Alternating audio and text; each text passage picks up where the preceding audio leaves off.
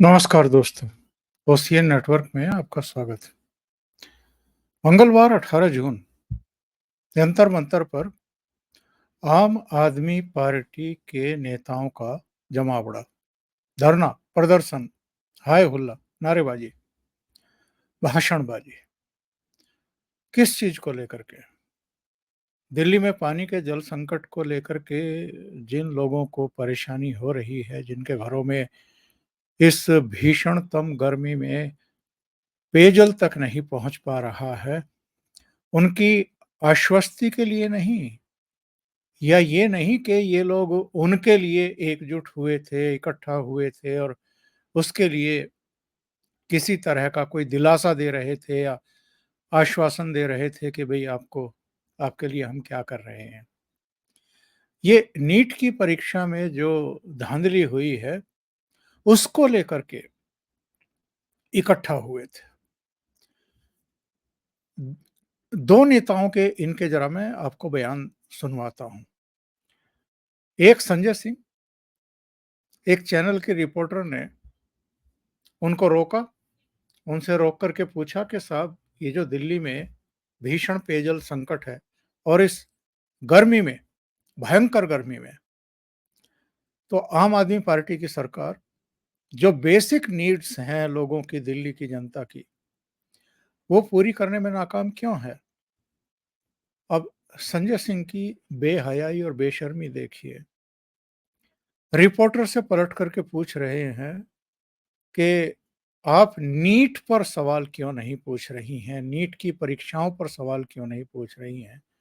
जो paper out हुए हैं, जो केंद्र सरकार की नाकामी है, उस पर सवाल क्यों नहीं पूछ रही हैं? यानी ये लोग, जो इनका एक बेसिक सा दायित्व है, उसकी पूर्ति में पूरी तरीके से जो नाकाम हुए हैं, उस नाकामी पर पर्दा डालने के लिए नीट, नीट चिल्ला रहे हैं। और जो ये ट्रेन दुर्घटना हुई है पश्चिम बंगाल में, उसको भी क्यों तूल दिया गया है? इसीलिए, ताकि जो आम आदमी पार्टी की नाकामियां हैं, और चूंकि उसी वर्ग जो इस समय पानी के संकट से जूझ रहा है, उसी वर्ग को ये मुफ्तखोरी का रोग लगा करके, पानी भी मुफ्त में, बिजली भी मुफ्त में, बस की सवारी भी महिलाओं को मुफ्त में, तमाम। और बेशर्मी का आलम ये है,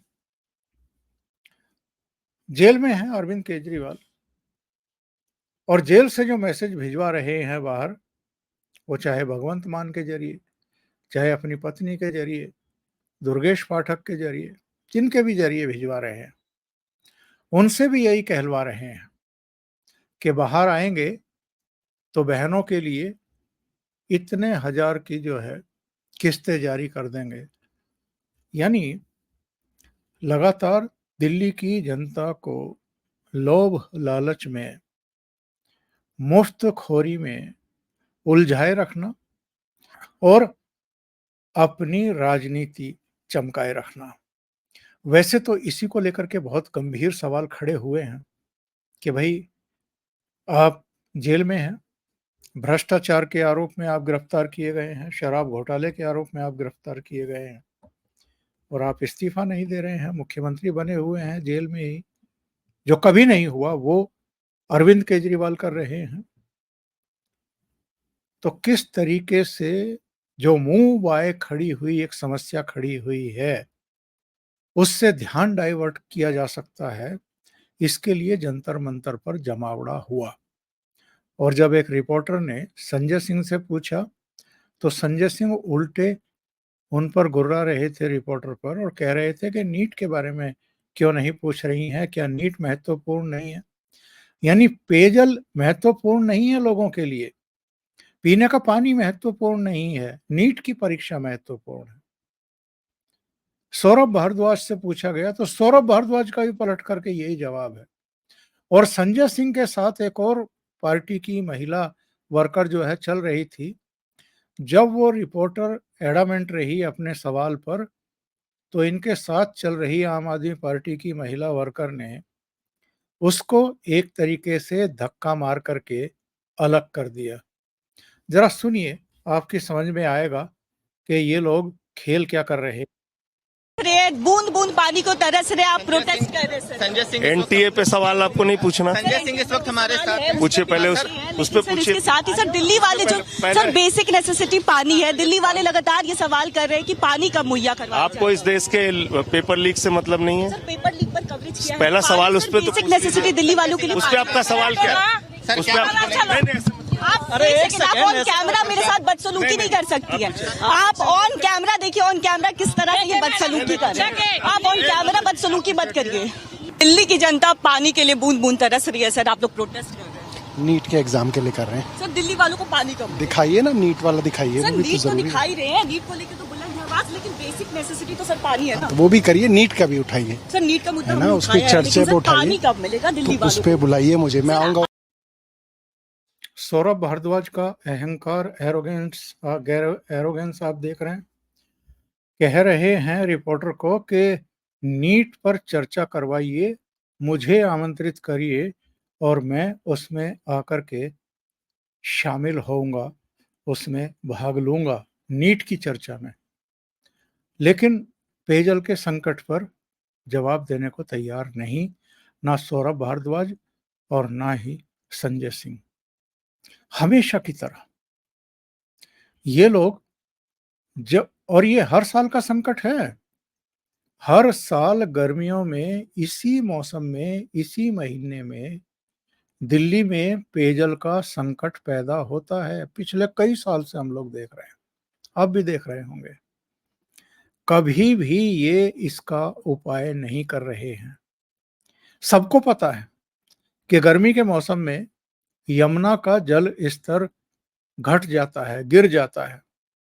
जब पीछे से ही यमुना में पानी नहीं आ रहा है तो आप चिल्लाते रहिए कि हरियाणा हमें पानी नहीं दे रहा है, हिमाचल हमें पानी नहीं दे रहा है, और वकीलों की फौज खड़ी करिए सुप्रीम कोर्ट में, हाई कोर्ट में जाइए और वहां से आप दिशा निर्देश जारी करवाइए हरियाणा को या हिमाचल को।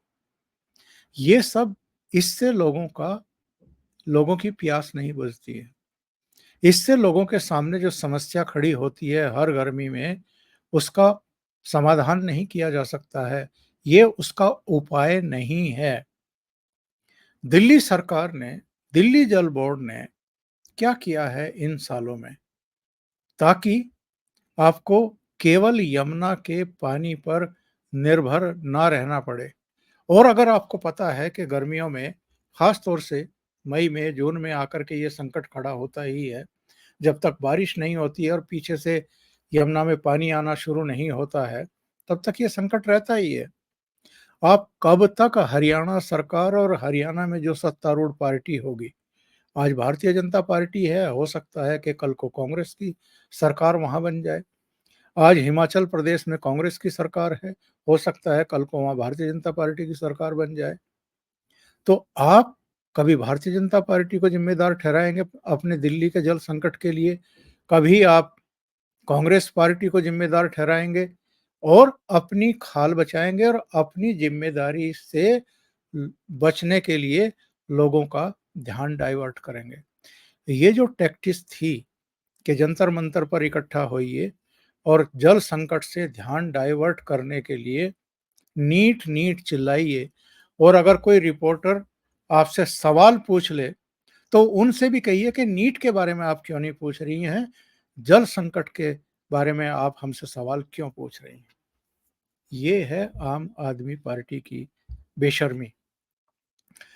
जो मैंने आज के प्रोग्राम का शीर्षक लगाया है कि राजनीतिक संकट बढ़ रहा है, अरविंद केजरीवाल का सियासी संकट बढ़ रहा है, ये क्यों बढ़ रहा है?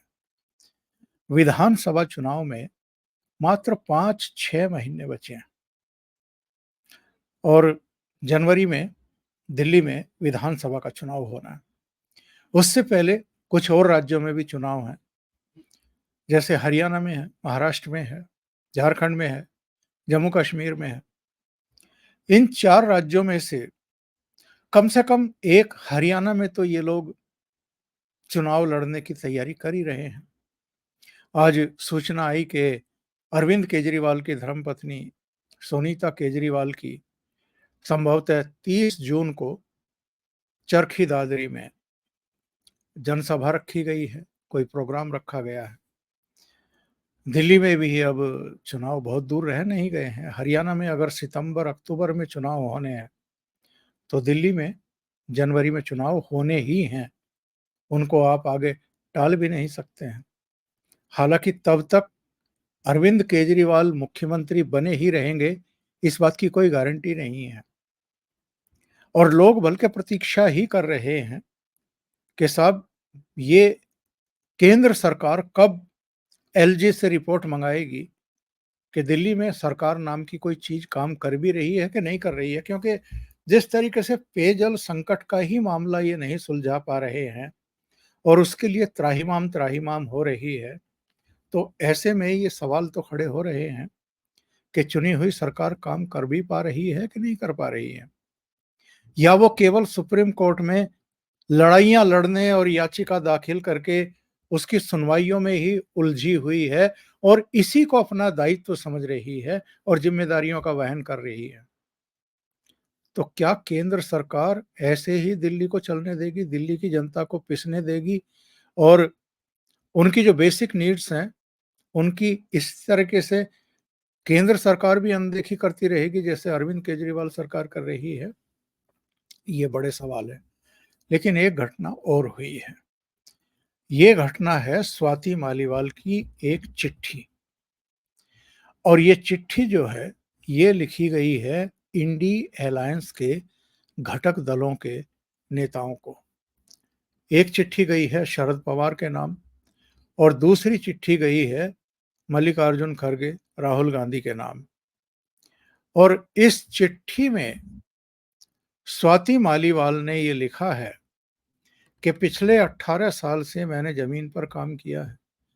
9 साल महिला आयोग में 1,70,000 केस में सुनवाई की है। बिना किसी से डरे और किसी के आगे झुके महिला आयोग को एक बहुत ऊंचे मकाम पर खड़ा किया। पर बहुत दुख की बात है कि पहले मुझे मुख्यमंत्री के घर पे बुरी तरह पीटा गया, फिर मेरा चरित्र हरण किया गया। आज इस विषय पर मैंने इंडिया गठबंधन के सभी बड़े नेताओं को पत्र लिखा है। मैंने सबसे मिलने का समय मांगा है और इसकी रिपोर्ट बाकायदा तमाम अखबारों के चैनलों के जो पोर्टल्स हैं उन पर भी प्रकाशित हुई है। और इसमें साफ तौर पर जो है ये जानकारी दी गई है इंडी अलायंस के घटक दलों के नेताओं को। 2 पेज के लेटर में इन्होंने लिखा है कि 13 मई को दिल्ली के मुख्यमंत्री के आवास पर उनके पीए ने मुझ पर हमला किया। इस दर्दनाक घटना के बाद मैंने शिकायत दर्ज कराई। हालांकि अफसोस की बात है कि समर्थन पाने के बजाय मेरे ही चरित्र पर हमला हुआ। मेरी पार्टी के नेताओं और वॉलंटियर्स ने मुझे शर्मसार किया। मेरी रेपुटेशन, कैरेक्टर और विश्वसनीयता को कमजोर करने के लिए इलेक्ट्रॉनिक और सोशल मीडिया पर एक कैंपेन चलाया गया। मेरे खिलाफ फैलाए गए झूठ के कारण मुझे कई बार रेप और जान से मारने की धमकियां मिल रही हैं। और अरविंद केजरीवाल का जो मुंह लगा है, उनका जो पीए है, जिसको ऑलरेडी एलजी निलंबित कर चुके हैं, बर्खास्त कर चुके, टर्मिनेट कर चुके हैं उनके अपने पद से एक पुराने मामले की जांच के बाद, वो अरविंद केजरीवाल के सरकारी आवास पर काम करते हुए पाए गए थे और उन्हीं पर स्वाति मालीवाल ने आरोप लगाया था कि उन्होंने मारपीट की और बुरी तरह मारपीट की, लात से, घूसों से। स्वाति मालीवाल की जो 16 मई की एफआईआर थी जिसमें यह कहा गया था कि विभव कुमार ने उन्हें 7-8 थप्पड़ मारे, पेट और प्राइवेट पार्ट पर लात मारी, उनके शर्ट के बटन टूट गए और मालीवाल ने यह भी कहा था कि उनके कपड़े खुल गए थे, लेकिन विभव ने मारना नहीं छोड़ा। विभव ने उनका सिर टेबल पर पटक दिया और कोई मदद के लिए नहीं आया।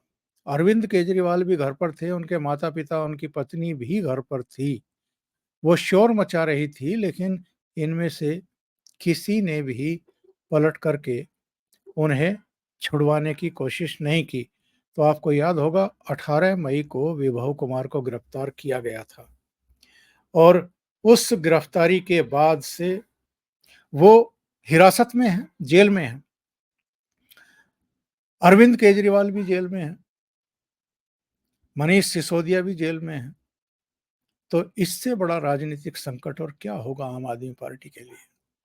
बाहर जो लीडरशिप है वो किस तरह की है और किस तरह से जो मेन मुद्दे हैं उनको हल करने के बजाय उनको डाइवर्ट करने के लिए दूसरे तौर तरीके आजमाते हुए नजर आ रहे हैं।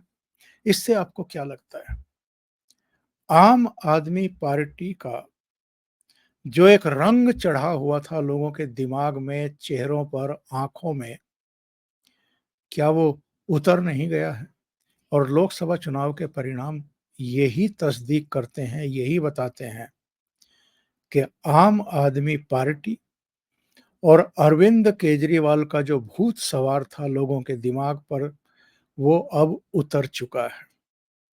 वैसे तो जो विधानसभा के चुनाव हुए थे उनमें इन्होंने राजस्थान में, छत्तीसगढ़ में, मध्य प्रदेश में 205 कैंडिडेट खड़े किए थे, सबकी जमानत जब्त हुई थी और नोटा से भी 50% कम वोट मिला था।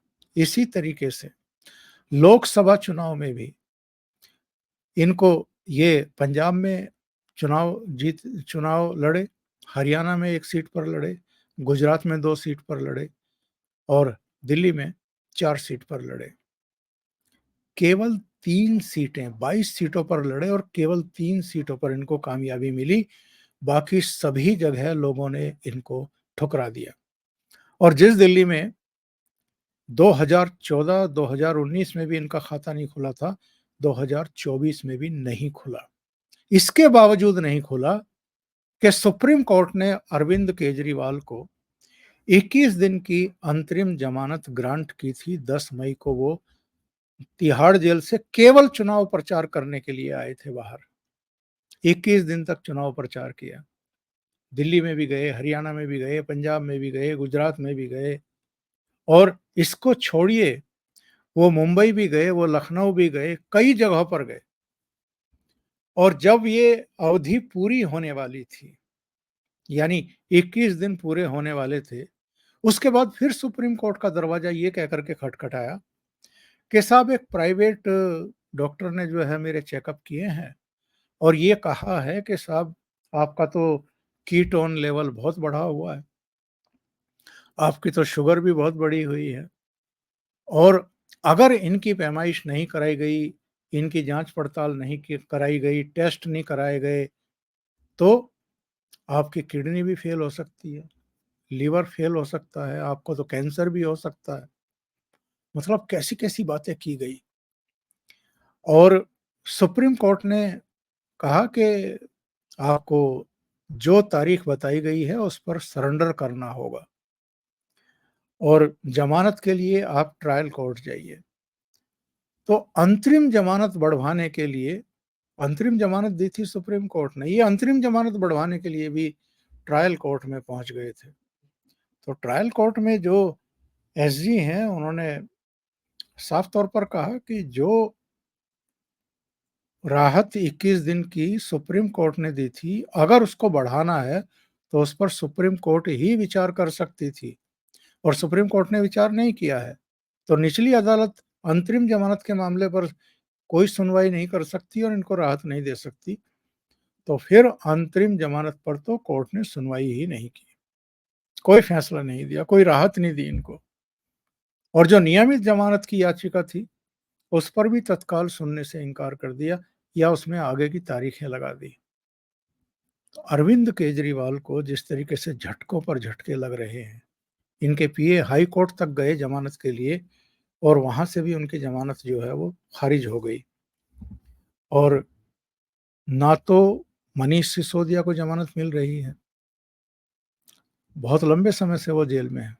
अब अरविंद केजरीवाल भी कोई सूरत नहीं है, कोई संकेत नहीं है कि उनको रियायत मिलेगी और ऊपर से उनके पीए भी तिहाड़ पहुंच गए स्वाति मालीवाल से मारपीट के मामले को लेकर के। स्वाति मालीवाल ने जो चिट्ठी लिखी है राहुल गांधी को, मल्लिकार्जुन खड़गे को, इंडिया अलायंस के बाकी नेताओं को, शरद पवार को, ममता बनर्जी वगैरह को, इसका मकसद आप समझने की कोशिश करिए। ये चीजें आसानी से अब डंप नहीं की जा सकती हैं, कूड़ेदान में नहीं फेंकी जा सकती हैं। और ये एक ऐसी महिला के साथ अरविंद केजरीवाल के मुख्यमंत्री आवास में मारपीट हुई है, उनके पीए के द्वारा हुई है, जो दिल्ली महिला आयोग की चेयरपर्सन भी रही हैं 8-9 साल तक, और जो कह रही हैं कि मैंने महिलाओं के 1,70,000 से ज्यादा केसों की सुनवाई की है, उनका निपटारा करवाया है। स्वाति मालीवाल वाले मामले को, पिटाई कांड को ये लोग दबाना चाहते थे, लेकिन स्वाति मालीवाल ना तो राज्यसभा से इनकी मर्जी के अनुसार इस्तीफा देने को तैयार हुई और ना ही चुप करके अपने आप घर में बैठी हैं। ऐसा लगता है कि स्वाति मालीवाल महिलाओं के प्रति और इनकी अपनी ही पार्टी की महिला आयोग की पूर्व चेयरपर्सन और इस समय राज्यसभा की सांसद, उसके साथ ये लोग किस तरह का बिहेव कर रहे हैं, इसको लेकर के आगे बढ़ने वाली हैं। तो आप समझ लीजिए कि आम आदमी पार्टी पर इस समय कितना गहरा संकट है और अरविंद केजरीवाल के भी जो राजनीतिक भविष्य है उसको लेकर के अब कितने बड़े और कड़े सवाल खड़े होने लगे हैं। अभी के लिए इतना ही। बहुत बहुत धन्यवाद। अगर आपको ये चैनल और इसके कंटेंट पसंद आ रहे हैं तो लाइक करें, कमेंट करें, वीडियो को शेयर भी करें। अभी तक अगर आपने ये चैनल सब्सक्राइब नहीं किया है तो सब्सक्राइब कर लें और साथ में लगे बेल आइकॉन को दबा दें ताकि आगे आने वाले वीडियो और उनके नोटिफिकेशन आप तक पहुंचते रहें। बहुत बहुत धन्यवाद। नमस्कार।